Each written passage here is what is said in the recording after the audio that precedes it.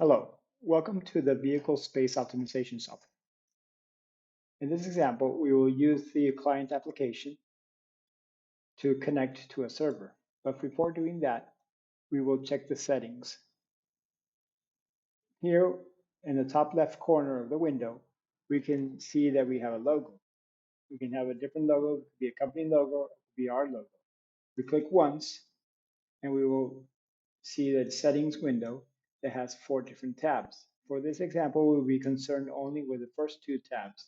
The first one has the name and address of the server. It can be also the IP address and the port and whether it's secure or not. If we have saved different options, we can go through those options and select them automatically, or we could just type in the one that we want to use. In this case, we have one that had already been saved, but we can type it again. This is the web page name. We have a port, and then we can click on the secure checkbox. In this other tab, we have the names of the data sources. These names are given to you by your administrator. Once we have this, we can click on OK, and we can log in with any user.